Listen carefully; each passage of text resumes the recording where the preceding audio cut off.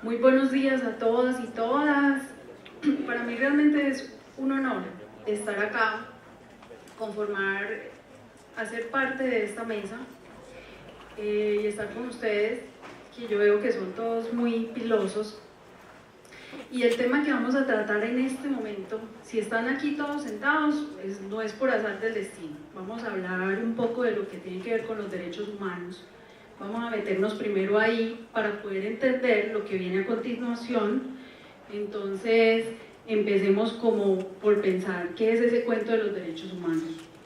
Cuando ustedes y nosotros empezamos a mirar al otro, al vecino, como un igual, estamos ya ubicándonos en el cuento del respeto por los derechos humanos.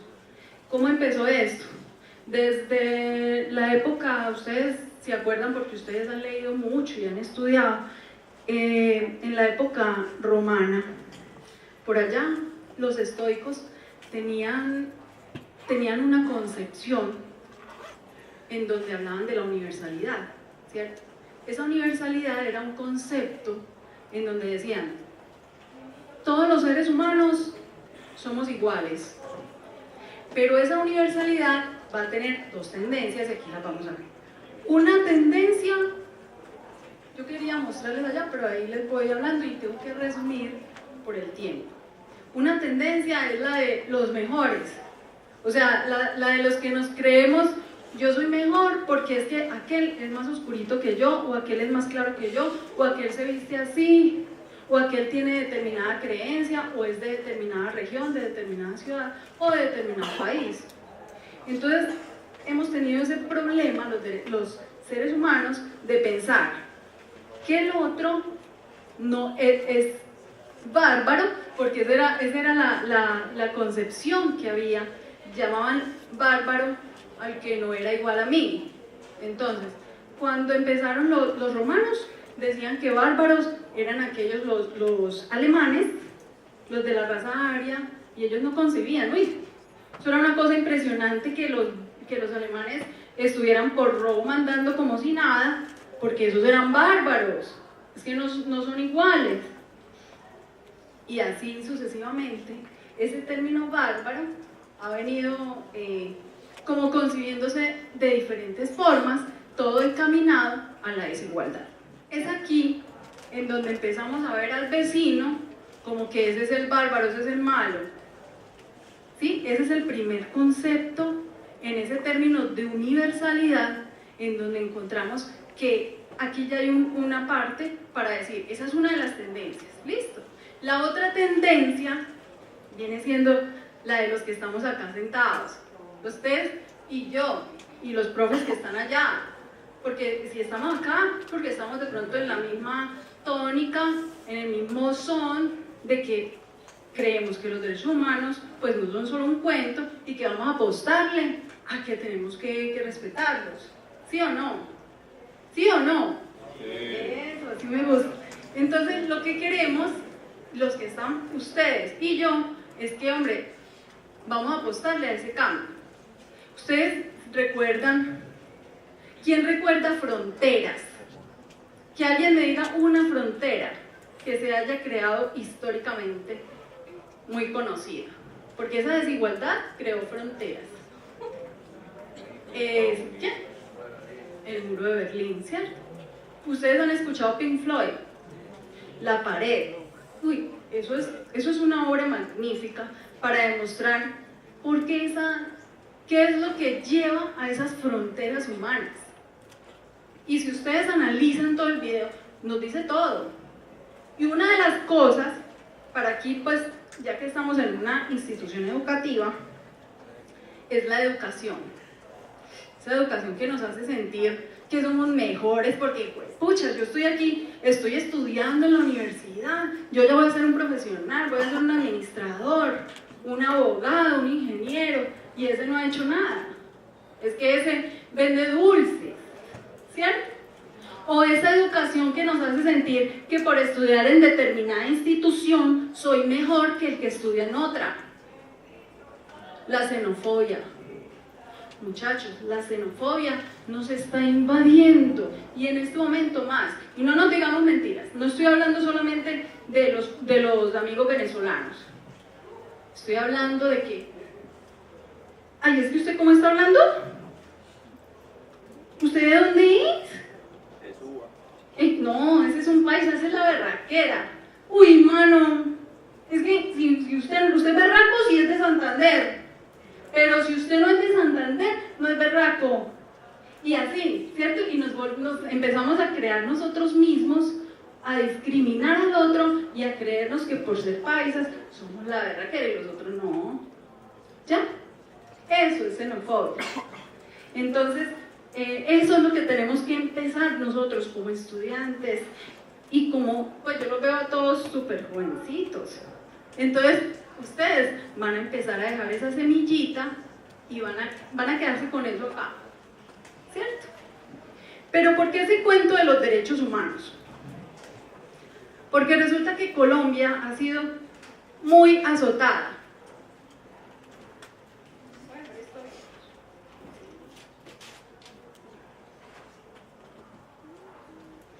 Y con el conflicto armado interno, ¿saben qué es conflicto armado interno, cierto? Cuando se dan las siguientes situaciones, nos encontramos con, sin decir causas, porque esto se vuelve algo, pero nos encontramos con la guerra entre los que quedan a este lado, a la izquierda, entre los que quedan a este lado, a la derecha, los que están en el centro, las fuerzas del Estado, ¿y quién paga los platos rotos? Bueno, es decir, la población civil, en términos de derecho internacional humanitario. Entonces ahí, cuando esta situación se presenta, hablamos de un conflicto armado interno. Y ese conflicto armado interno nos trae consecuencias. ¿Y esas consecuencias son qué? La violación de derechos humanos y de VIH, es decir, del derecho internacional humanitario. Ahora bien, Colombia ha tratado, así como el resto del mundo, ha tratado de que los derechos humanos realmente, pues hombre, no se queden como en un cuento, que para el caso nuestro están en la carta política, muy bonitos. Entonces Colombia ha tratado. ¿Qué hizo Colombia? Porque el primer acuerdo que se llegó fue con la ley 975, cuando llegaron los grupos paramilitares para acabar con estos grupos de la izquierda. Entonces aquí llegó Colombia y dijo, no, eso se tiene que acabar, tenemos que hacer un acuerdo, y efectivamente llegó la ley 975, 1592. Yo les voy a hablar esto así en general, para decirles cuáles son esos delitos por los que se ve el de los derechos humanos vulnerados. Entonces, tenemos posterior a la ley 975, ¿quién recuerda qué siguió de ahí en justicia transicional? ¿Cuál acuerdo o qué otra forma encontró el Estado colombiano para tratar de acabar con esas vulneraciones de derechos humanos y para lograr la paz? ¿Quién? ¿Quién me dijo? Bueno, la ley 1820, derivada de acuerdos de paz, ¿cierto? Después de, por ahí desde 1950, que empezó la guerrilla, como consecuencia de la bipolaridad que había en Colombia, adentrarnos en eso es aceptar y reconocer que esto ha sido por debilidad del Estado. Si el Estado hubiera sido capaz de proteger su territorio y de velar por el respeto de los derechos humanos de sus habitantes, no hubiera pasado todo esto, no hubiera insatisfacción. Y esto no pasa solo acá en Colombia, pasa en todas partes, en todo el mundo. Sino cuando empezó el acuerdo de paz en Colombia, que ya habían como 19 acuerdos de paz en el mundo en ese momento. O sea, nosotros no fuimos los únicos, pero había que hacerlo. Y si no nos gusta el acuerdo de paz, pues teníamos que haber derrotado a la guerrilla. No lo hicimos, había que hacer el acuerdo de paz, ¿cierto? De ahí, aún ni siquiera hemos superado el posconflicto. Y de ahí que se nos vino ya, ley de sometimiento. Una ley de sometimiento en donde yo soy el Estado. Yo quiero que se sometan las BACRIM y esos grupos armados y grupos delincuenciales, pero como que no quiero, porque si ustedes leen esa ley, no sé si aquí hay estudiantes de Derecho, pues es como que el Estado quiere, pero como que no quiere. Entonces, ahí el cuento es que uno dice, bueno, Estado, si quiere o no quiere, no se ve como las facilidades que le dieron en la 975, en donde dice, acójase y aquí viene y declara todo. Eso es un cuento, pues, bueno. Con la ley 975, de la que ahora ya hay proyecto de ley para que se acabe todo el tema de justicia y paz. Sin embargo, esa ley iba hasta el 2020. Hubo una serie de delitos que, si ustedes miran esas sentencias de justicia y paz y los escritos de acusación de Fiscalía de Justicia Transicional, la mayoría tanto es que la Fiscalía los ha denominado como patrones de macrocriminalidad, ¿sí? Entonces, ¿qué pasa? Son secuestro, homicidios, reclutamiento, violaciones, porte de armas y de uso privativo, los uniformes, y encontramos desplazamiento, desapariciones, desplazamiento, pero el confinamiento por ningún lado aparece. ¿Ustedes creen? Les voy a hacer una pregunta, saliéndome un poquito. En Medellín hay confinamiento. ¿Saben la diferencia entre desplazamiento y confinamiento? A ver, yo les voy a decir. El desplazamiento es cuando por alguna razón ajena a mi voluntad yo me tengo que ir de donde vivo, de mi domicilio, de mi zona, de mi ciudad, de mi barrio, ¿cierto? El confinamiento, tengan en cuenta que en desplazamiento la violación de derechos humanos es de ¿cuál? ¿Cuál derecho humano o derechos humanos se están violando ahí? ¿Quién? ¿Cuál? ¿Cuál derecho humano se viola ahí? Dignidad, dijiste. ¿Qué otro? La vivienda. Bien, vivienda. Sí, vivienda digna. Libertad. ¿Cierto? Se ven varios. Cuando dijiste dignidad, claro, es que el derecho a la vida digna, a la dignidad, la libertad. Si hablamos de un confinamiento, nadie me está a mí diciendo, váyase, pero no puedo salir libremente. Es decir, constitucionalmente el derecho a la libre locomoción se está vulnerando, ¿cierto? El derecho a mi libertad se está vulnerando. La vida, los mismos que dijeron los compañeros, esos derechos se vulneran ahí. Entonces significa que tanto el confinamiento como el desplazamiento son delitos que van encaminados a vulnerar el derecho a la libertad, y casi los mismos delitos son realmente devastadores. Pero lo más triste es que ustedes no encuentran estadísticas de confinamiento, y lo hay. ¿Ustedes creen que aquí en Medellín hay confinamiento? ¿Dónde? Perfecto, esos pelados ustedes están en la onda. Bien.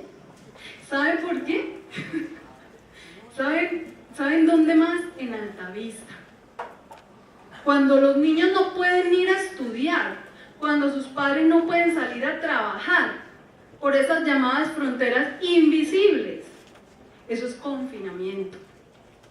¿Sí o no? Y desplazamiento intraurbano, cuando se tienen que ir. ¿Y por qué se tienen que ir?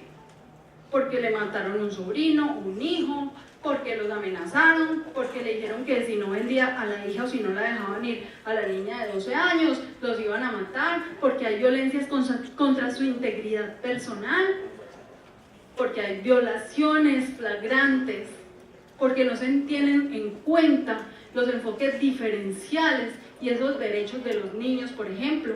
Y yo como mamá no voy a dejar que le hagan nada a mi hijo, salgo corriendo. ¿Sí o no? Eso es. Y lo más triste es que acá ustedes buscan estadísticas y no las hay, de confinamiento. De desplazamiento las tengo. En Colombia, en Antioquia, en Medellín. Y no, o sea, ustedes miran cuánto hay en Antioquia y miren, por ejemplo, cuánto desplazamiento hay de sentencias como la del bloque Mineros de Justicia y Paz, que fueron, tengo los datos acá, enseguida se los digo, porque yo sé que están muy interesados en los datos, y cuánto hay de, por ejemplo, el bloque bananero.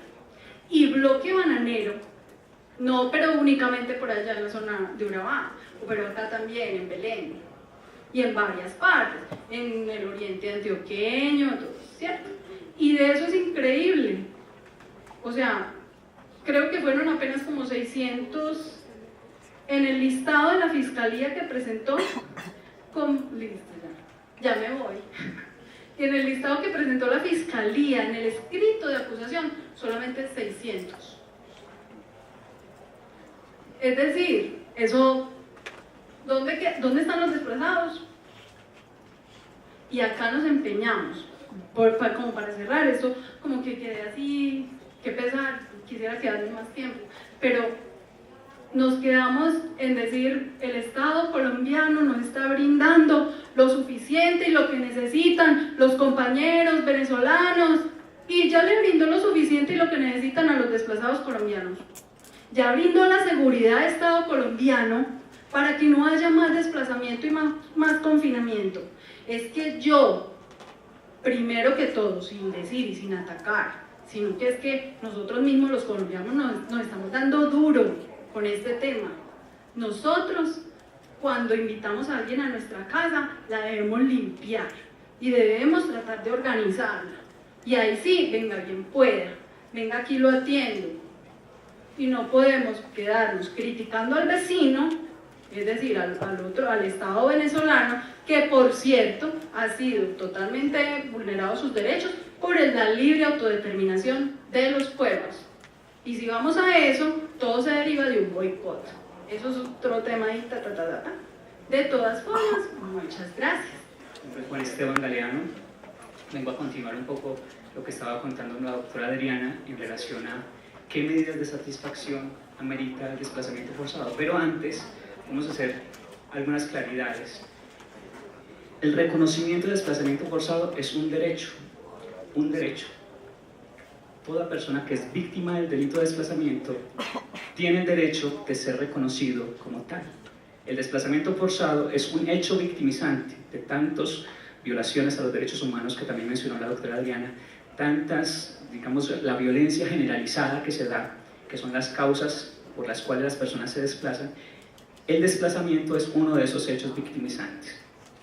Como fuentes de derecho para este delito está entonces la Ley 387 del 97, Ley 387 del 97, que se complementa con la Ley 1448 de 2011, que es la actual Ley de las Víctimas, ¿cierto? Hay unos autos que también ha emitido la Corte Constitucional, el auto 119 de 2011, que también es muy bueno que ustedes lo tengan para analizarlo. Tenemos también unas sentencias, si quieren anotemos la sentencia SU 254, que habla también del tema de indemnizaciones, y el decreto 4800 de 2011. La sentencia es de 2013, los que están anotando.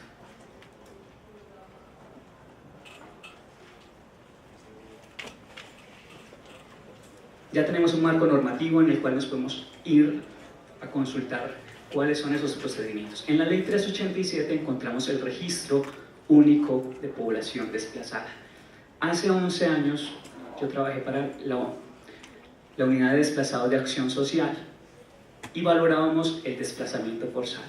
¿Qué tiene que hacer una persona que es víctima de desplazamiento? Lo inicial que tiene que hacer es declarar. ¿Ante quién declara la persona víctima de desplazamiento forzado? Ante la Defensoría del Pueblo, personerías, ¿cierto? Defensoría y personería, incluso la Procuraduría también recibe declaraciones de desplazamiento. ¿Cómo más puede ingresar una persona a ser reconocida como desplazado cuando es víctima en un desplazamiento masivo a través de un censo poblacional de ese hecho victimizante? Hace parte de una declaración, pero está enlistada en un censo como tal. ¿Qué pasa con esa declaración? Esa declaración pasa a la unidad para las víctimas actualmente y se valora, se le da la valoración de incluido en el registro o no incluido en el registro de población desplazada. Se hace mediante un acto administrativo. Aquí hay muchos abogados que ya están estudiando, ¿cierto? Estudiantes de derecho, abogados en formación, que digamos ya saben que es un acto administrativo, una resolución mediante la cual se aprueba o se incluye o no el núcleo familiar en el registro de población desplazada. Ante ese acto hay unos recursos que puede interponer la población de reposición y apelación para que pueda ser incluido. Hasta ahí vamos claros, ¿cierto? ¿Qué medidas de satisfacción le damos a las personas que estén incluidas como desplazados? ¿Consideran ustedes que una medida de satisfacción o de reparación será la reubicación de donde salieron, siempre y cuando se cumplan, como decía la doctora anteriormente, unas condiciones de seguridad y haya voluntad de la persona de reubicarse o de retornar al lugar de donde fue desplazado? El Estado colombiano ha tomado ciertas medidas pronto en la construcción de estas viviendas de interés social. ¿Ustedes han visto? VIP, de interés prioritario, que les dan subsidio gratuito de vivienda a las personas desplazadas y las ubican acá en el sector urbano. Y yo aquí tengo unas observaciones. Son personas que vienen del campo, ¿cierto? Digamos que vienen de un contexto social muy distinto.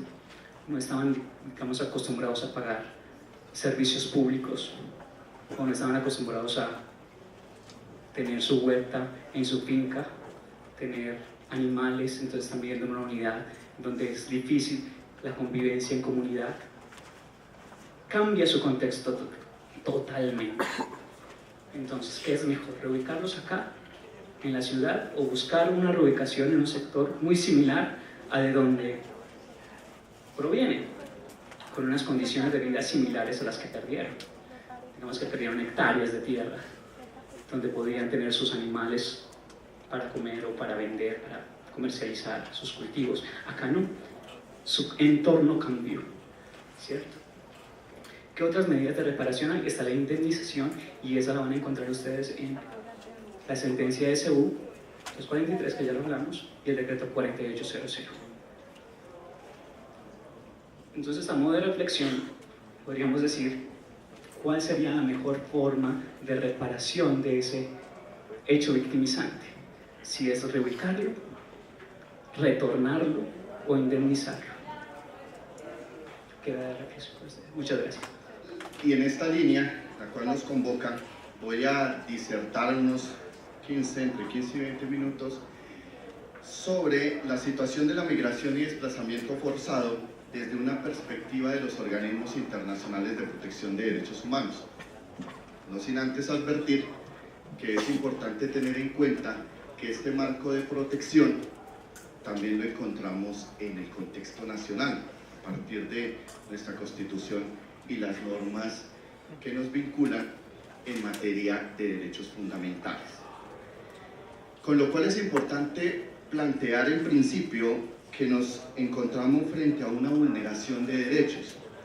Y aquí me llama a la reflexión en razón a que en el marco nacional hablamos de derechos fundamentales, los cuales se encuentran protegidos en el ordenamiento constitucional. Pero ya en el plano internacional hablamos de derechos humanos en un contexto, o más bien marco de protección y promoción de derechos humanos. Así las cosas, en este marco de protección de derechos humanos en el contexto internacional, no podemos dejar a un lado ciertas agencias, las cuales trabajan en asocio con la Organización de Naciones Unidas y que de manera particular toman la temática de la migración y el desplazamiento forzado. Así las cosas, cuando hablamos de migración, nos vamos a concentrar en la Organización Internacional para las Migraciones, que inclusive hay sede en Bogotá, y cuando hablamos de refugiados o en el marco de un desplazamiento forzado, nos encontramos frente a la Agencia de Naciones Unidas para los Refugiados, o sea, ACNUR. No sin antes advertir que el Comité Internacional de la Cruz Roja, ya en materia del derecho internacional humanitario, también tiene un contexto de protección en el caso de los conflictos armados, bien sea de carácter nacional, como estaban citando los docentes que me precedían, como en el contexto internacional. Y cerrando este marco institucional, encontramos las organizaciones, las ONGs, las cuales de una u otra manera en contextos nacionales e internacionales también apoyan y buscan prevenir y proteger este marco de vulneración. Con lo cual debo centrarme primero en la Declaración de Nueva York, que habla sobre los refugiados y los migrantes. Es una declaración bastante reciente, del 19 de septiembre de 2016, porque las naciones, en el marco de la Asamblea General, disponen de unas respuestas efectivas para este fenómeno que ya hoy ha trascendido y lo encontramos como problemática en el orden internacional. Con lo cual es importante señalar que cuando hay migración es en el momento en que las personas cambian su lugar de vivienda, de domicilio. Ejemplo, yo he migrado aquí a la ciudad de Medellín, hace unos años vivía en mi ciudad, Bogotá, ahora vivo en esta ciudad. Eso es una migración. No siempre la migración se asocia bajo fenómenos conflictivos. Entonces es importante que muchas personas migramos, inclusive cuando vas a otros países a estudiar estás migrando. La migración puede darse de carácter voluntario o bajo ciertas presiones. ¿Sí? Puede ser un conflicto armado, puede estar en el marco de situaciones económicas, puede estar en el marco de situaciones de segregación, de discriminación, bien sea por factores políticos, bien sea por factores culturales, inclusive de idioma también. Es importante entonces tener en claro que cuando se migra hay procesos administrativos regulatorios de la situación que vas a adoptar. Por eso cuando nosotros salimos de nuestra nación nos enfrentamos siempre a un proceso administrativo que es pasar por Migración Colombia. Entonces dice, ok, ¿hacia dónde vas? Cuando llegas a una nación te dice a qué vienes y tienes tanto tiempo para estar presente acá. Eso en el marco de una migración regulada, voluntaria. Pero entonces se encuentra el marco cuando migramos sin cumplir estos preceptos o estos ordenamientos legales. Entonces entras por una frontera en la cual no haces ningún chequeo, no haces ningún paso de manera regular. Entonces, tenemos que cuando se presenta esa migración puede ser en el plano nacional o puede ser también en el plano internacional. Pero cuando se presenta el desplazamiento forzado, que también puede darse en esas líneas, la situación y el marco de protección es mayor. No sin advertir que cuando migramos también estamos bajo un marco de protección de derechos humanos si estamos fuera de nuestra nación o derechos fundamentales. Y la situación, por eso hay dos tipos de marcos de protección. Una para los migrantes, tanto regulares como irregulares, como para los que se desplazan por otro tipo de factores, en este caso un desplazamiento forzado o en el marco de conflictos. Y aquí es importante señalar lo siguiente: la humanidad siempre se ha desplazado.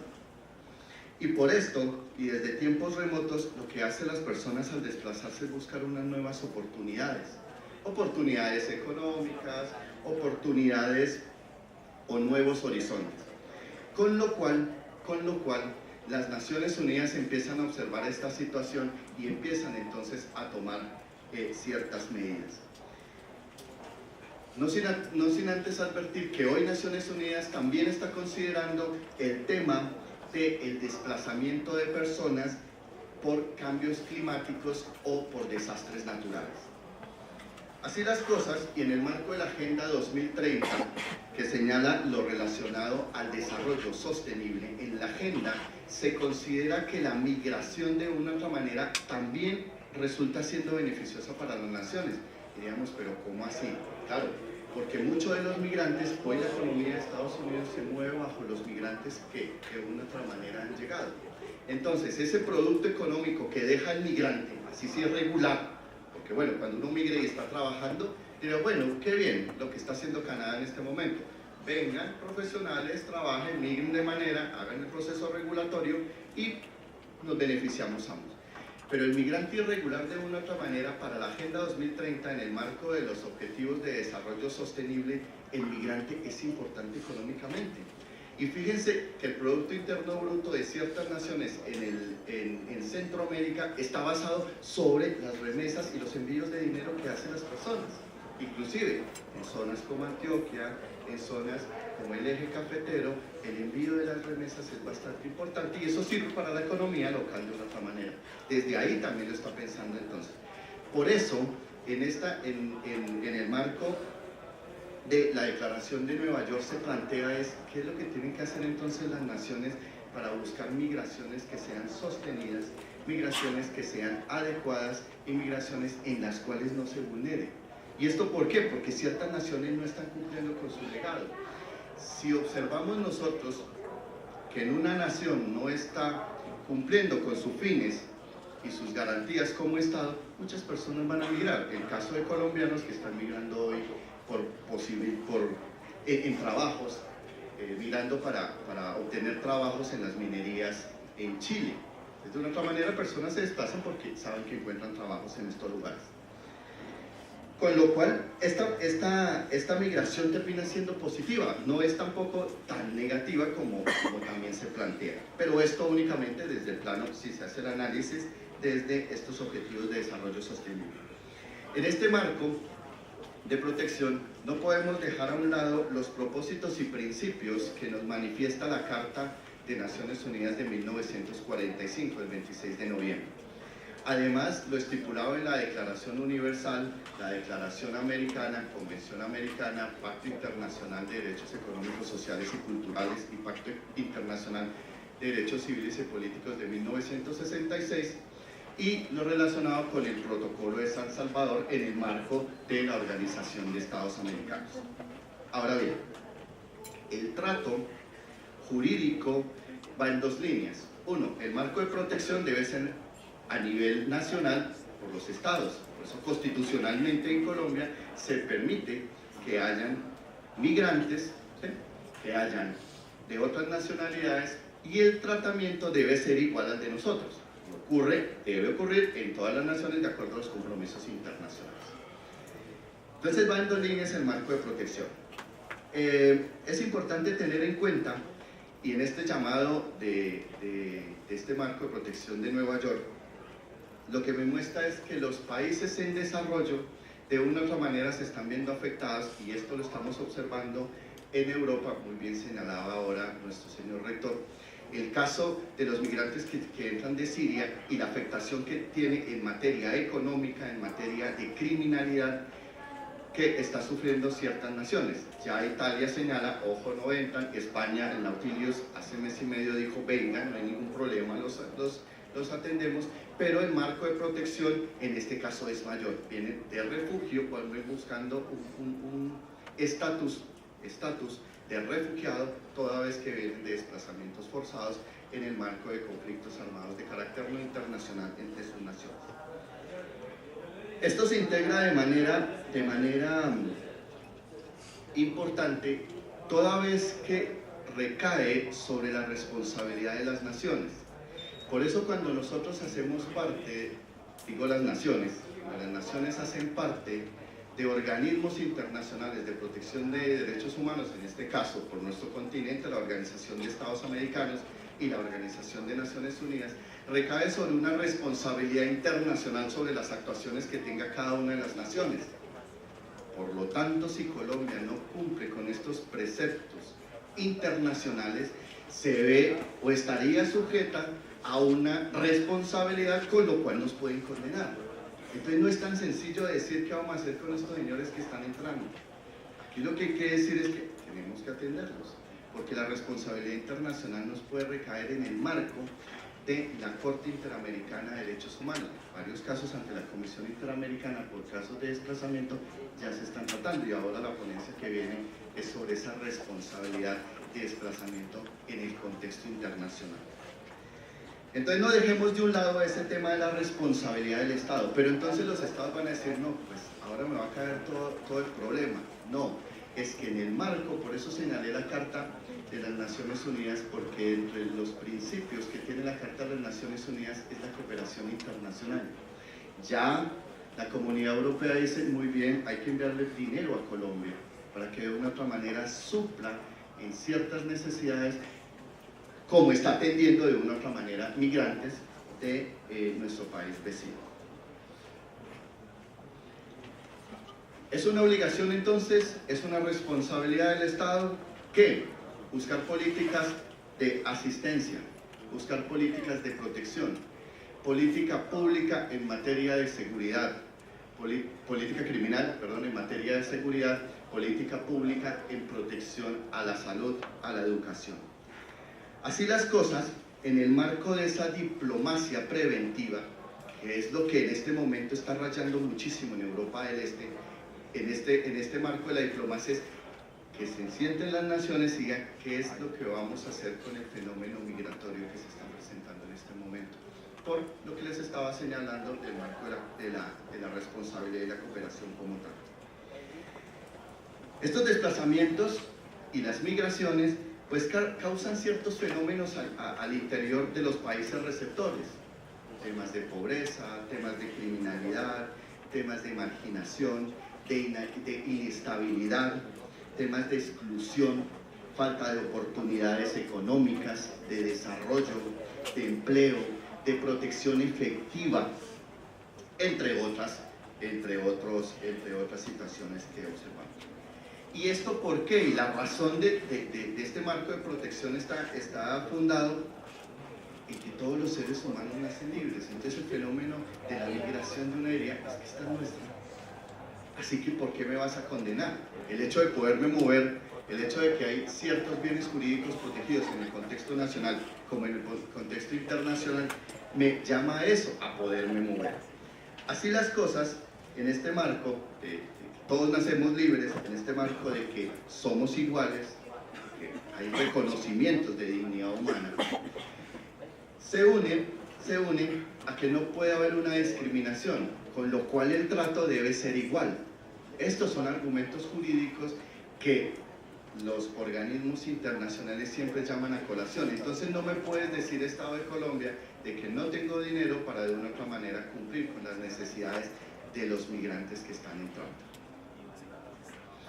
Con lo cual, y les estaba señalando que en este fenómeno, en este problema más bien, que ya lo que vislumbra la Organización de Naciones Unidas, encontramos ciertos fenómenos o ciertos actos que se condenan, actos o manifestaciones de racismo, discriminación racial, xenofobia, formas conexas de intolerancia, con lo cual todo este tratamiento que debe dársele a estas personas debe estar enmarcado en un enfoque integral de protección de derechos humanos.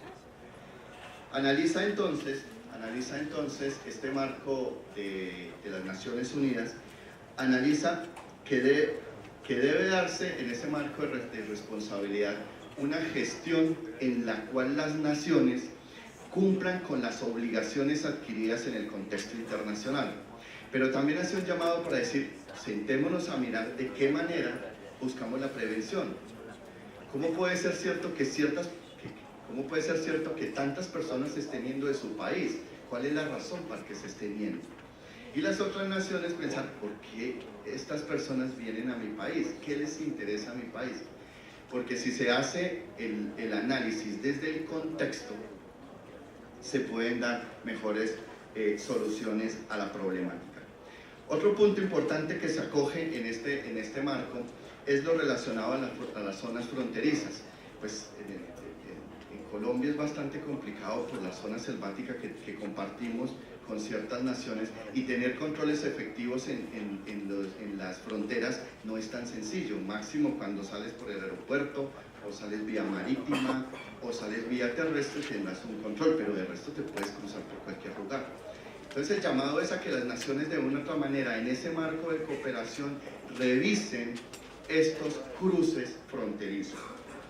Porque esto se presta ¿para qué? Para la criminalidad. Entonces es donde desenfoca otros problemas, los cuales están enfocados en criminalidad, en trata de personas, en trabajos forzados, en abuso hacia las mujeres, en abuso hacia los menores. Y de esta manera, y ya concluyendo, también hacía el llamado en el marco de la protección en temas de salud. Y cita que debe ser considerado por las naciones el tema de la transmisión de enfermedades tales como el VIH, sífilis y entre otros. Les dice, ojo, en el momento de los pasos fronterizos usted esté pendiente de qué personas y en qué situaciones están llegando, porque es obligación, de acuerdo a los compromisos y las convenciones en el marco de protección de derechos humanos, de velar por la salud inclusive de las personas que están entrando a su territorio. De esta manera queda presentada esta temática. Sé que es bastante amplia, pero busqué de alguna manera concretarla para que sea mucho más entendible. Mil gracias. Muy buenos días para todos. Buenos días. En primer lugar, agradecer al grupo de investigación en filosofía del Politécnico Colombiano Jaime Haza David, liderado por el profesor José Herrera, también a la Red Latinoamericana de Migración y a la mesa principal que nos acompaña, el doctor Juan Esteban Galeano, secretario general del Instituto Colombiano de Derechos Humanos, la doctora Adriana Guevara, docente e investigadora, y el doctor Eider Bolívar Mojica, docente investigador de la Universidad Santo Tomás. También nos acompaña la doctora Ruth Liliana Huelgos, docente investigadora también de la Facultad de Derecho de la Universidad Santo Tomás. La presente ponencia que vamos a presentar nace de un semillero de investigación denominado Semillero de Investigación en Derechos Humanos, una forma de realizar investigación formativa para posterior a ello convertirse en investigación aplicada y que trabaja todos los temas de derechos humanos desde una especie de observatorio. En primer lugar, pues tendríamos que hablar acerca de la conceptualización del desplazamiento forzado. Y si lo miramos desde el punto de vista nacional, el desplazamiento forzado se ha convertido en uno de los fenómenos sociales y humanitarios más complejos y críticos de nuestra realidad nacional, constituyéndose en una de las más grandes violaciones a los derechos humanos. De hecho, allí se afectan, entre otros, los derechos civiles, los derechos políticos, los derechos económicos y los derechos sociales, incluyéndose el derecho a la vida, a la integridad física y a la seguridad personal. En ese orden de ideas, pues Colombia no ha sido ajeno a ser criticado ante organismos internacionales por estas violaciones que se dan con ocasión del conflicto armado interno. En la ponencia anterior, el doctor Eider Bolívar hablaba del fenómeno de la migración y decía que en algunas ocasiones era voluntario, pero en este caso estamos hablando del desplazamiento forzado con ocasión del conflicto armado interno. Y esos desplazamientos que en Colombia han sido múltiples, ¿cierto? En algunas ocasiones han llegado a tribunales internacionales. Colombia, desde el bloque de constitucionalidad, desde su ordenamiento jurídico, ha creado normas internacionales que tienen vigencia dentro de nuestro ordenamiento jurídico. Colombia desde 1972 hace parte de Naciones Unidas y aceptó la aplicación de la Convención Interamericana de Derechos Humanos a través del Pacto de San José de Costa Rica, instrumento internacional que da competencia para que la Comisión Interamericana de Derechos Humanos tenga la posibilidad de señalar violaciones sistemáticas de derechos humanos ante la Corte Interamericana de Derechos Humanos. En ese orden de ideas, Pues Colombia ha sido señalada desde los señalamientos de la Comisión Interamericana de Derechos Humanos a responder internacionalmente por violaciones con ocasión del conflicto armado. El primer caso lo tenemos, caso de masacre en Mapiripán, que ocurre entre el 15 y el 20 de julio de 1997. Aproximadamente un centenar de miembros de las Autodefensas Unidas de Colombia, y con la colaboración y aquiescencia del Ejército Nacional, privaron de la libertad, torturaron y asesinaron por lo menos 49 civiles, tras lo cual destruyeron sus cuerpos y arrojaron sus restos al río Guaviare, en el municipio de Mapiripán. Frente a esta situación, pues se agotaron todos los requisitos internos, todos los trámites internos con los entes gubernamentales, y pese a que no se obtuvo una respuesta pronta por parte de la justicia, pues entonces la Comisión Interamericana llevó el caso a la Corte, donde solicitaba que se estaban vulnerando ciertos derechos convencionales en el pacto, incluidos en el Pacto de San José de Costa Rica. Primero se hablaba del derecho a la vida, el derecho a la integridad personal, el derecho a la libertad personal, el derecho de circulación y residencia, los derechos judiciales, las garantías judiciales efectivas y los derechos de protección judicial, y la obligación de garantizar el respeto de los derechos humanos. En esta sentencia del 15 de septiembre del año 2005, miren cuánto tiempo transcurrió, un caso de violación de derechos humanos de 1997, viene a ser fallado en el año 2005, la Corte reconoce responsabilidad internacional a Colombia, y bajo esa responsabilidad pues se ordenan varias obligaciones por parte del Estado de crear mecanismos legislativos, mecanismos administrativos de protección de derechos humanos.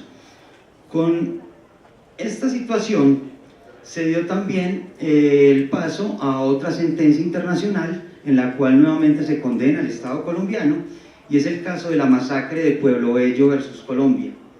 Este caso fue relativo a una desaparición forzada de 37 personas, así como la ejecución extrajudicial de 6 campesinos en la población de Pueblo Bello. Esto ocurrió en el año de 1990 como un acto de justicia privada a manos de grupos paramilitares, los cuales estaban liderados por Fidel Castaño en el departamento de Córdoba, y también, algo que es curioso, que fue con la colaboración y ayuda con agentes del Ejército Nacional. El 31 de enero del año 2006, la Corte Interamericana dicta nuevamente una sentencia en la cual se condena internacionalmente al Estado colombiano, y dentro de estas sanciones internacionales se incluía entonces todo el tema de desplazamiento forzado al interior del Estado colombiano. También tenemos como caso particular de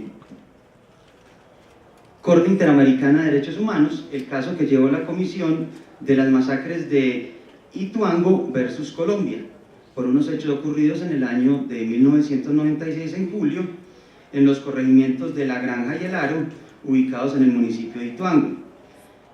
La Comisión Interamericana de Derechos Humanos alegó la responsabilidad del Estado por presuntos actos de omisión, y llegó a comprobar cómo las tropas del ejército no llegaron al lugar de los hechos, pese a que ya se había presentado la noticia criminal. Entonces la Corte decía que no solo por acción se cometen estos crímenes de lesa humanidad, sino también a título de omisión, y este es el caso de las masacres de Hidroituango versus Colombia.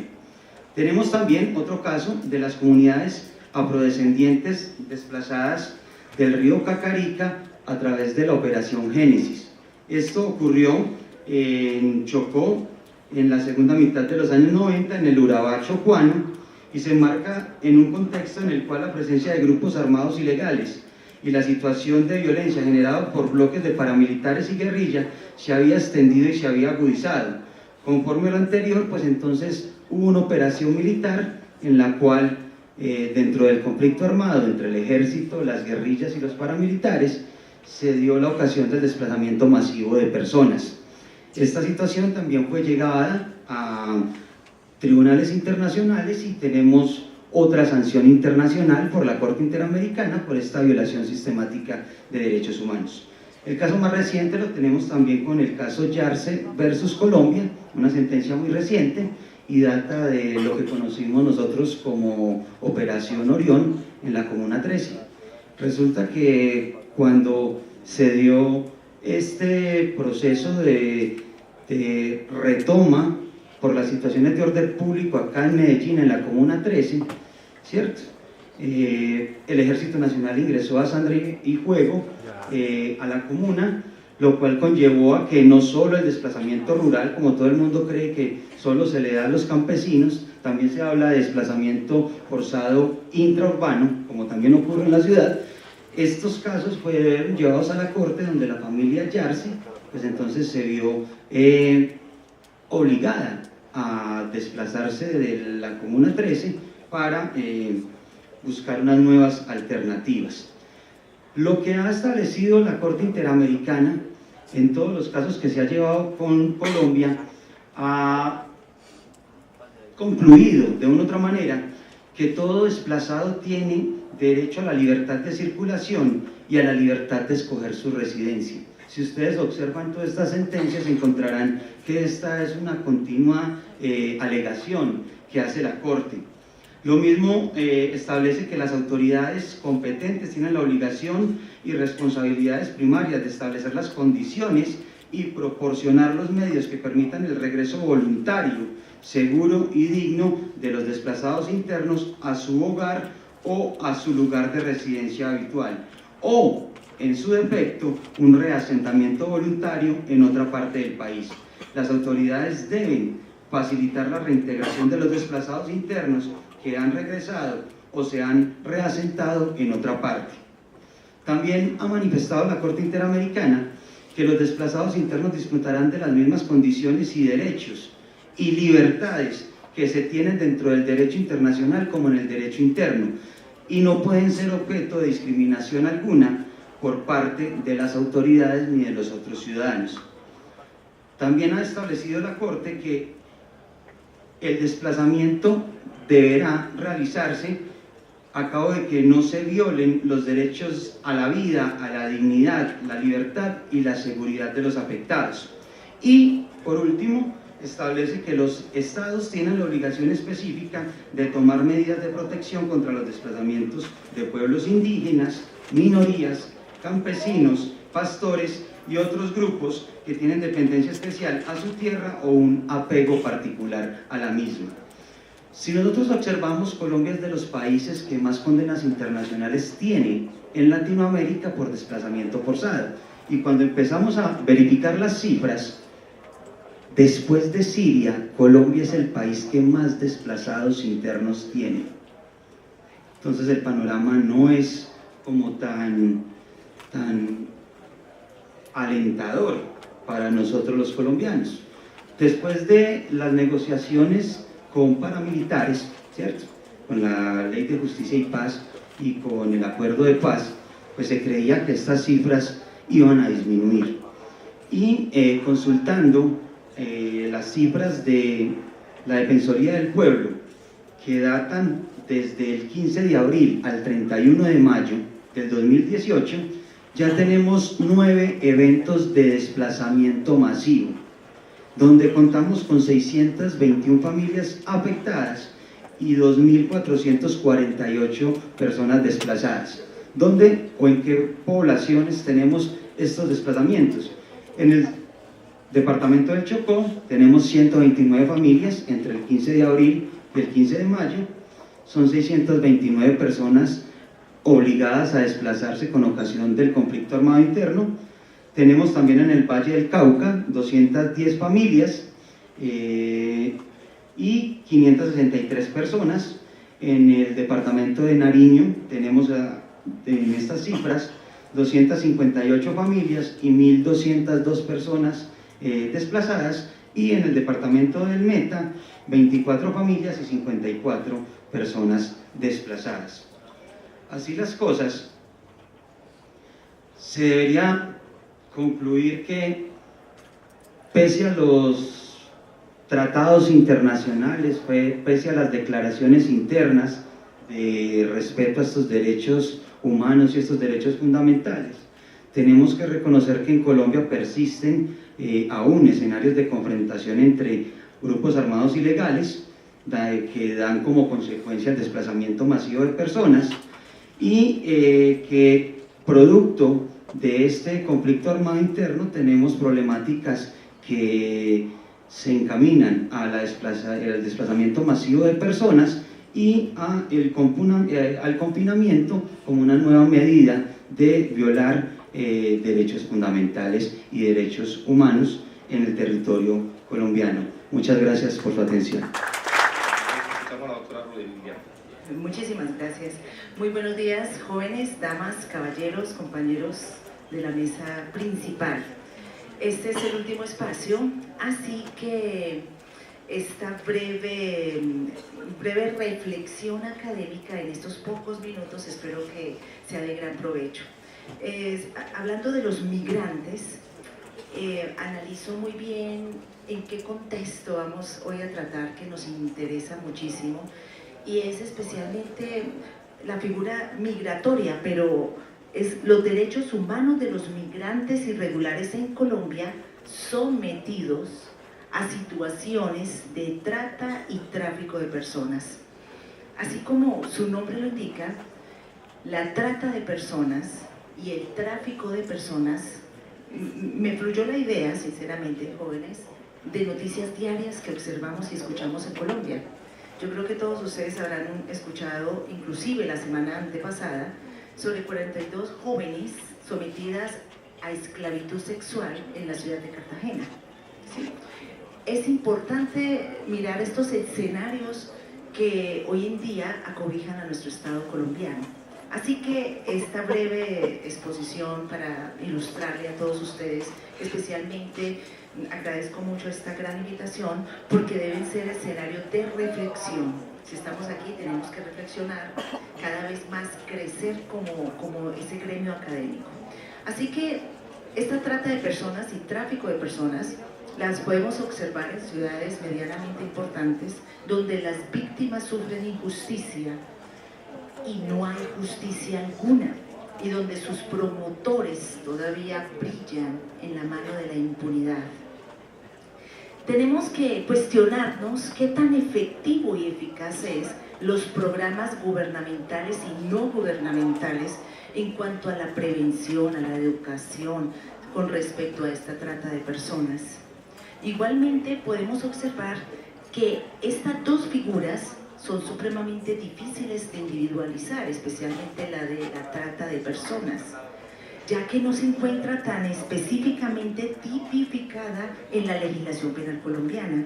Por consiguiente, las víctimas son amenazadas, constreñidas, y el miedo, el temor aumenta más la poca denuncia que se tiene con respecto a este delito. También tenemos que tener en cuenta que la historia colombiana también ha sido producto de todos estos resultados, especialmente las migraciones de ciudadanos irregulares que llegan a nuestro país, situaciones de aspectos sociales, económicos, políticos que afectan a nuestro Estado colombiano, así como también la de los países vecinos.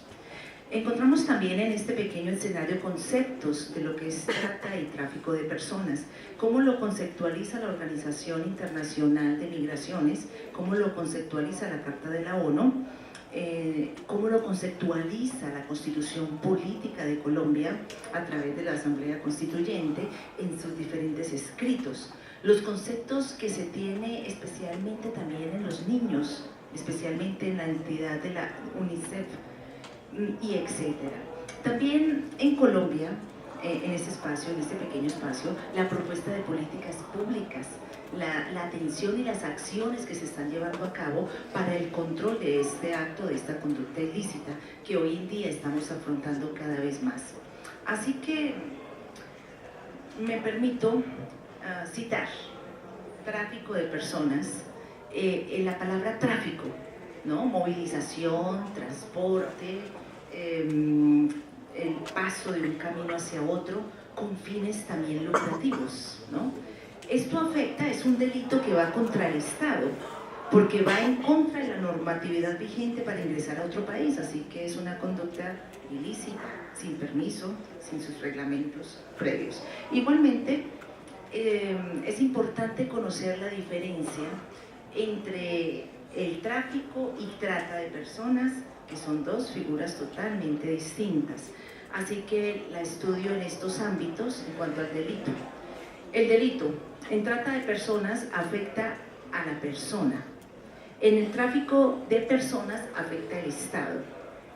En cuanto al ámbito, la trata de personas avanza a lo nacional como a lo internacional y el tráfico de personas a lo internacional, el desplazamiento que hay hacia otro Estado. La finalidad, la trata de personas, la explotación, el tráfico de personas, transportar, movilizar, desplazar. En cuanto al consentimiento, en la trata de personas, lo menciono algunas veces son conscientes pero no saben cuál es el efecto, cuáles son las implicaciones, cuáles son las situaciones, las consecuencias, y el consentimiento en el tráfico de personas es consentido. Existe miedo, en la trata de personas la fuerza, el engaño, el abuso, en el otro es el consentimiento. Analizando la Constitución Política de Colombia, tenemos en el artículo 17, pero antes de hablar de este artículo de la Constitución Política de Colombia, vamos a recordar el artículo primero de la Constitución Política que ustedes y todos los colombianos debemos de tener conocimiento. Colombia es un Estado social de derecho, de república unitaria, descentralizado, con autonomía territorial, administrativa, participativa, democrática y ante todo, ante el respeto de la dignidad humana. Dignidad humana. Es todo lo que nosotros podemos discutir en el ámbito de los derechos humanos. Todos nuestros ponentes, invitados, todos se refieren a la dignidad humana en el trabajo, la solidaridad y especialmente Colombia prima el interés general. Así que en el artículo 17, cuando lo analizo hace un poco, se prohíbe la esclavitud, la servidumbre y la trata de seres humanos en todas sus formas. Analizando, ha evolucionado hasta los conceptos. En la Ley Quinta de 1851 se elimina totalmente la esclavitud en el ámbito nacional colombiano. Así que también los términos de esclavitud también se han desarrollado históricamente. Esclavitud. Entonces, es ahí donde empezamos a mirar los actos delictivos, las conductas que existen en nuestro territorio nacional. Esas conductas también evolucionan, pero me sorprende cuando la noticia dice 42 mujeres de esclavitud sexual. Es increíble, jóvenes. Impacta ya que velamos por la Carta Política de Colombia, que nosotros somos los constituyentes primarios. Así que la trata de personas dirige a la dignidad de la persona. Cuando hablamos de la dignidad concentra lo ético, lo razonable y lo moral, que posteriormente se reclama desde un ordenamiento jurídico de justicia para más tarde ser reivindicado. Se reivindica esta parte del ser humano, trata de personas en nuestro país, y que todavía escuchamos esta clase de noticias y que todavía faltaría demasiado para hacer un rastreo. Así que tenemos modalidades de trata de personas contempladas en la Constitución Política. Lo analizo de esta manera. Mira, el artículo 12, Constitución Política: nadie será sometido a la desaparición forzada, a tortura ni a tratos o penas crueles, inhumanos o degradantes. Artículo 16, del cual señala: todas las personas tienen el derecho y el libre desarrollo de la personalidad, así como ustedes lo pueden observar. Así que esta figura, como el tráfico de personas, como las migraciones, todo afecta a los niños, a las niñas, a los jóvenes, a los adolescentes. Así que lo adecuó a este libro de desarrollo de la personalidad. Y que hay instituciones como las ONGs, que son grupos de organizaciones para prevenir, para controlar.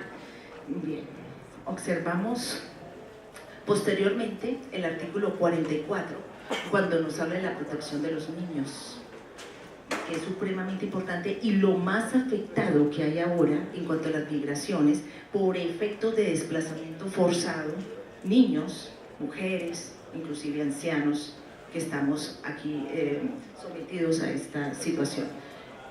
No es que no cuente Colombia con legislaciones ni reglamentos, hay muchísimos, hay bastantes para poder, inclusive, miramos en la Constitución Política cómo vienen todos estos mecanismos internacionales a ser parte de la Constitución Política, de lo que nos nombraba el doctor Juan Esteban Aguirre, conformando el bloque de la constitucionalidad, adoptando estos tratados para poder ser efectuados aquí en nuestro país y de esta manera llevar un proceso de judicialización.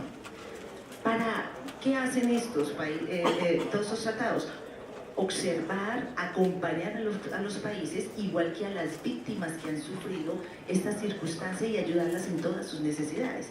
O sea, tenemos esa estructura que nos protege al Estado colombiano, tenemos las normas, pero cada vez estamos más lejos de tener respuestas positivas ante este delito. El artículo 6 del artículo 250 de la Carta Política de Colombia se dice la forma de solicitarla y trata de individualizarse un poco más esta clase de delitos en la Ley 599 del 2000, artículo 118 sobre el tráfico de migrantes, que más tarde fue modificado por el artículo 1, Ley 747 del 2002.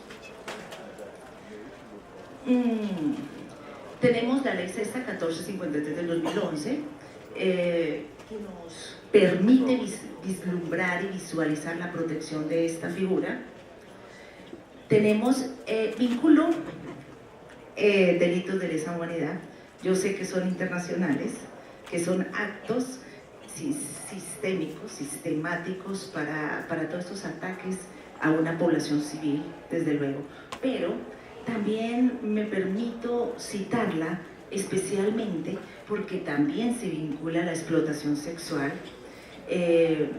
esclavitud, embarazos forzosos, la lesa humanidad, acabar y destrozar, pero también dañar al ser humano como tal.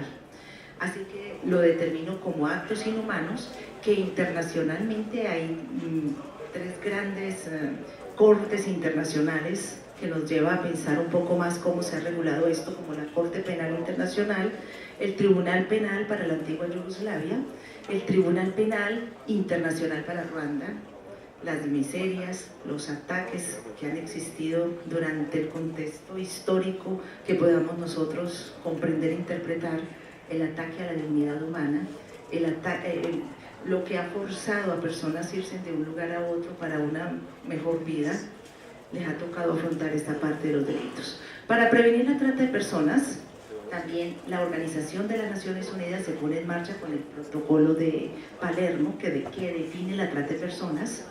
Igual la Organización Internacional para las Migraciones, ¿cómo la define? ¿Cómo las conceptualiza? Y analiza un poco como se dice, ¿no? Captación, transporte, traslado, acogida. Así define la trata de personas. Acogida, traslado. En la Organización Internacional para las Migraciones, igual, traslado de seres humanos de un lugar a otro, la similitud que tiene la adecuación de este delito. Muy bien.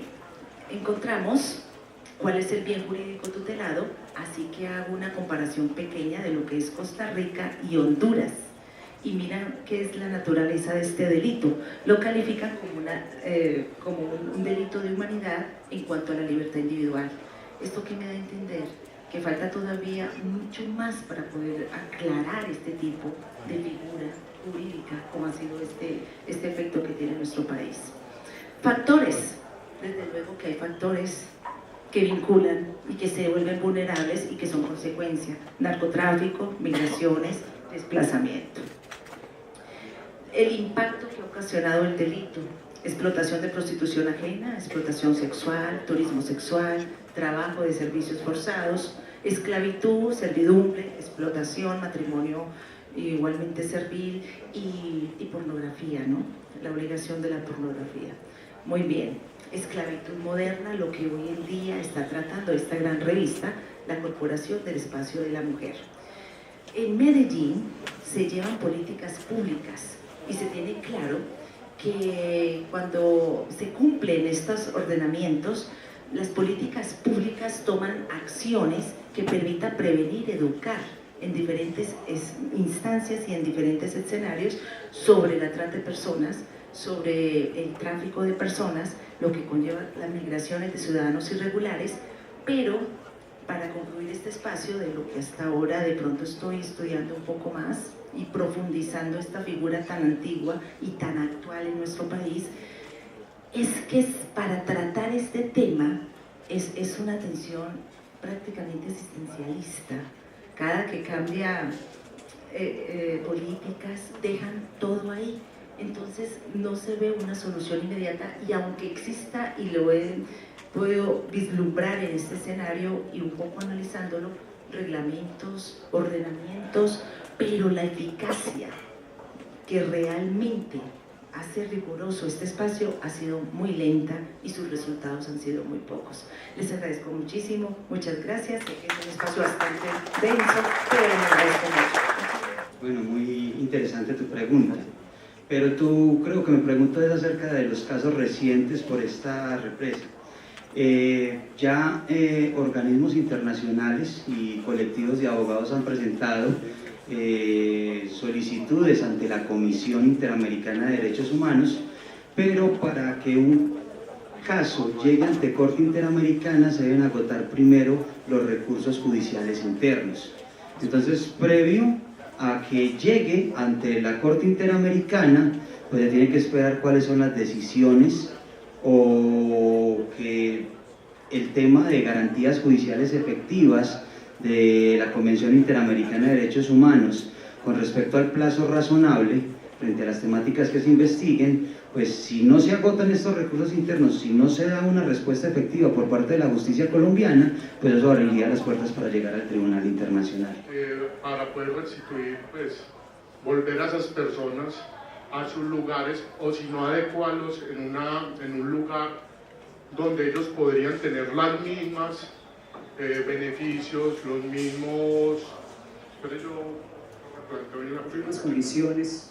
Sí, por eso. Usted hablaba de que ellos se tenían que devolver, pues volver a un plano donde ellos pudieran tener todas las necesidades, cubrir todas las necesidades que ellos tenían en su antigua zona. Eso no es revictimizar a esa persona otra vez, profe.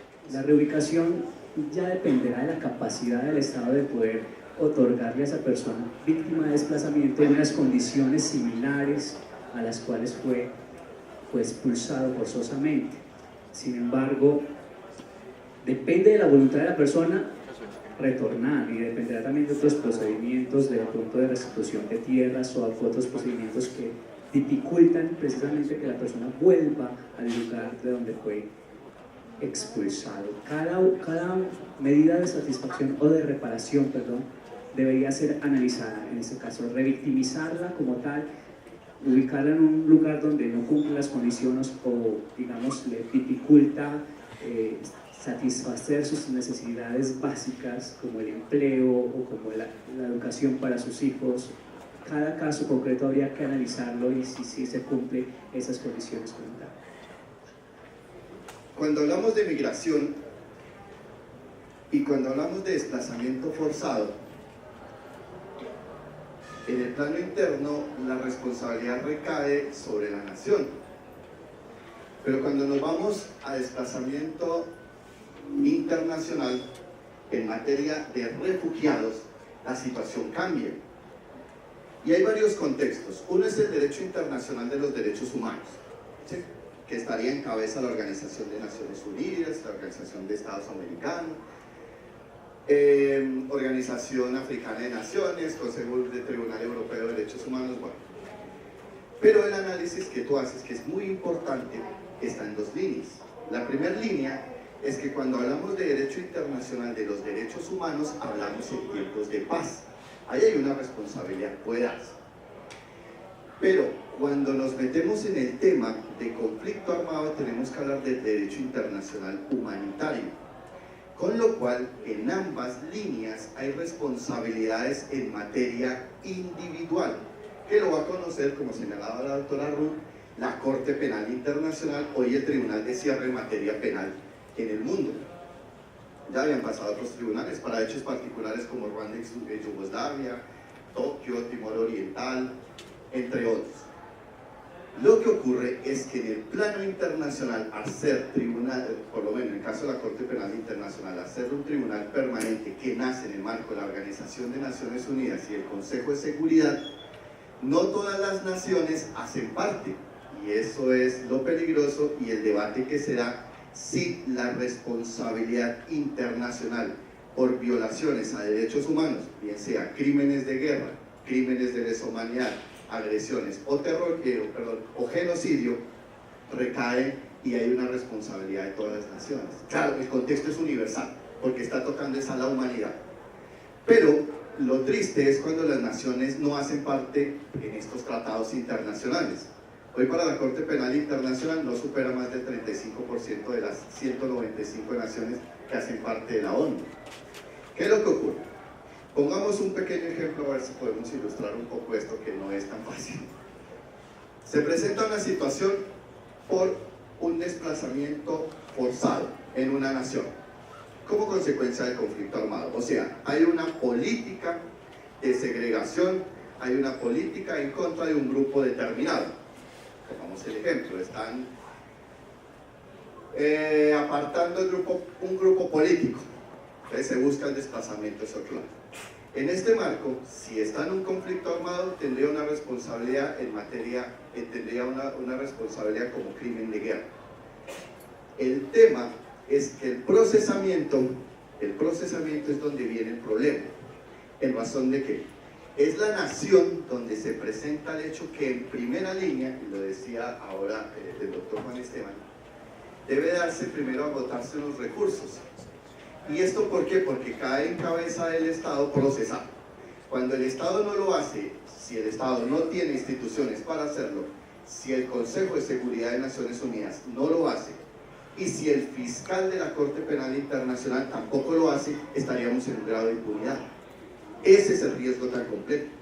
Porque el artículo 122 del Estatuto de Roma de la Corte Penal Internacional requiere eso, que sea, bien sea el Consejo de Seguridad que era el llamado, o el fiscal de la Corte Penal Internacional, o el mismo Estado, cosa que sí hizo Sudán. Pero el tema es que, en el caso de Sudán, por los crímenes que se han presentado, pues ¿qué ha hecho? ¿Qué hacen las autoridades? Se mueve únicamente en naciones en las cuales no acobija la Corte Penal Internacional. Queda relajado. Entonces, están los crímenes, está el marco de protección internacional en materia penal. El tema es la eficacia. Y eso es donde hoy se encuentra comprometido la responsabilidad individual. Un ejemplo, otro ejemplo. El caso Colombia, por tema de desplazamiento forzado y la responsabilidad. Ya estamos condenados en el marco del derecho internacional de los derechos humanos. Hay unas condenas que nos acaba de decir el doctor Aguirre. Ahora bien, las personas, porque el tema del penal internacional recae sobre personas naturales, nosotros, expresidentes, militares. El tema contra ellos es que como la justicia penal internacional es subsidiaria a las investigaciones y procesamientos internos, la Corte Penal Internacional va a decir, si usted en el caso particular, por consecuencia hoy, digamos, del Acuerdo de La Habana, si usted no procesó a estas personas en materia penal, yo puedo entrar, puedo. Pero si usted me muestra de que hay un marco de justicia, yo le creo. Porque es que eso es voluntario, es usted el que lo hace. Yo entro de manera subsidiaria únicamente, porque así fue como nació la disposición en la Asamblea General. Entonces fíjate que de una otra manera le meten un mico, así como se denomina en el argot de la legislación, a la Asamblea General. Las naciones le dicen, sí, yo le puedo, pero un momento, yo soy el primer respondiente en este caso. Si yo no lo llego a hacer porque no tengo institución, entre. Pero en el caso Colombia, si nosotros tenemos instituciones y si se está investigando así, no haya una justicia realmente, pues la Corte va a decir, hombre, yo me quedo únicamente esperando. Si usted me muestra que hay justicia, yo le creo, ya la pena que usted quiera poner, la decisión suya, porque usted solo me dio facultad subsidiaria, nada más. Gracias. Luisa, muy bien. El Estado, a través del bloque de constitucionalidad del artículo 93 de la Constitución Política, a través de los tratados y todos los programas de las ONGs, previenen, educan, incentivan al conocimiento de la trata de personas. Y el artículo 93, ya que permite la Organización Internacional de Migraciones y de otras organizaciones más, a través de estos mecanismos internacionales y a través de estos escenarios educativos, se incentiva, se motiva para que cada vez exista menos sobre la trata de personas.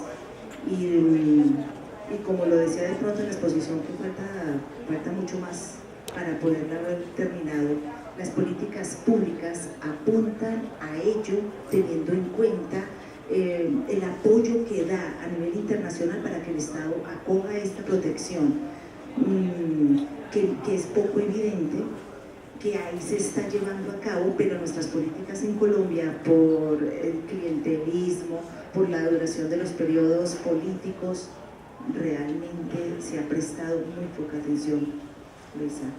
Y que existe por lo menos la ley de la Organización Internacional de Migración, que define claramente algunos aspectos de lo que es la trata, de constreñir, amenazar, para poder judicializar aquí en el país ese aspecto.